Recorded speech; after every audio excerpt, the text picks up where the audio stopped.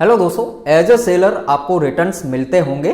किसी कैटेगरी में ये रिटर्न्स कम होते हैं बट किसी कैटेगरी में रिटर्न रेशियो बहुत ही ज़्यादा होता है। But returns e commerce business का एक पार्ट है और इसको कोई भी नहीं रोक सकता है। देखिए, ई कॉमर्स कंपनी, जितनी भी ई कॉमर्स कंपनीज है, यहाँ पे रिटर्न्स में एक तरह का स्कैम चलता है। स्कैम इन द सेंस कि जब भी कोई भी प्रोडक्ट आपको रिटर्न आ रहा है तो आपको एक रिवर्स शिपिंग चार्ज लगता है। ये रिवर्स शिपिंग चार्ज एक्चुअल में एक स्कैम है। मैं आपको एक एग्जांपल देके समझाता हूँ। सपोज मैं एक बायर हूँ, मैं आपके प्रोडक्ट को ऑर्डर करता हूँ, यानी आप एक सेलर हो, मैं आपके प्रोडक्ट को ऑर्डर करता हूँ। डिलीवरी टाइम इस ऑर्डर का 2 दिन का था, यानी 2 दिन में मुझे ये प्रोडक्ट मिलना था, बट आफ्टर 2 डेज ये प्रोडक्ट मुझे मिल नहीं रहा है। तो कुछ दिन और वेट करने के बाद मैं फाइनली इस ऑर्डर को कैंसिल करता हूं। तो जो भी ई कॉमर्स कंपनी है वो मुझे अपना पैसा वापस रिफंड कर देती है, यानी एज अ बायर मेरा काम तो हो गया। बट यहां पर गलती किसकी है? एक्चुअली में प्रोडक्ट आपने तो भेज दिया था बट मेरे पास क्यों नहीं पहुंचा, इसमें गलती है उस कुरियर पार्टनर की जो कि प्रोडक्ट आप तक पहुंचाने नहीं आया, आपको देने नहीं आया। वो कोई भी कारण हो सकता है, कोई भी रीजन हो सकता है। दूसरा, जो ई कॉमर्स कंपनी है उसकी इसमें गलती है, क्योंकि इसने ऐसे डिलीवरी पार्टनर्स को हायर ही क्यों किया जो कि कस्टमर्स को ऑर्डर ही नहीं पहुंचाते हैं। ऐसा बहुत सारे केसेस में होता है कि कस्टमर को ऑर्डर नहीं मिलता है।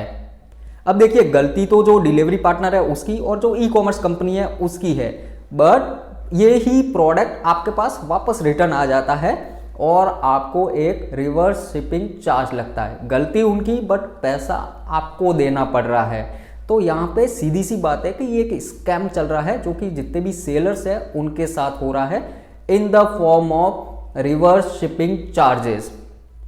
अब देखिए, यहाँ पे एक और चीज़ कॉमन रहती है कि ये मेरे पर्सनल एक्सपीरियंस से मैं आपको बता रहा हूँ कि आपको कुछ इस तरह के कुछ नोट मिलेंगे कि ये प्रोडक्ट रिफंड क्यों हो रहा है। आपको लिखा हुआ मिलेगा कि बायर रिजेक्ट द प्रोडक्ट और buyer did not accept the product, that's why actually the product has been return to you. ये 1-2 आपको बेसिक सेंटेंस मिलेंगे रिटर्न रीजन में कि इसके लिए आपको ये प्रोडक्ट वापस से रिटर्न आ रहा है।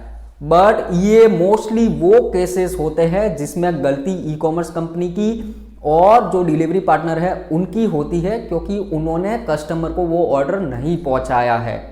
तो इस स्कैम को किसी भी तरह से रोकना चाहिए। अब देखिए, क्या क्या तरीके हैं जिससे कि इनको रोक सकते हैं। तो इसमें पहला तो ये है कि आप जितने भी सेलर्स हो वो बेसिकली इन ई कॉमर्स कंपनीज, और यहाँ पर काफ़ी सारे, आप अगर बड़े सेलर हो तो आपके कुछ अकाउंट मैनेजर भी होंगे, उनको आप पुश कीजिए कि ये यहाँ पे आपको कुछ ट्रांसपेरेंसी लानी है। इसमें अगर कुछ भी आपकी ओर से कोई भी गलती है तो चार्जेस हमको नहीं लगने चाहिए, ये आपको ही पे करने पड़ेंगे क्योंकि गलती आपकी है। दूसरा चीज ये है कि सभी के सभी सेलर्स एक हो जाइए बेसिकली, और इन जो ई कॉमर्स कंपनीज के जो टॉप मैनेजमेंट है वहां तक इस बात को पहुंचाइए।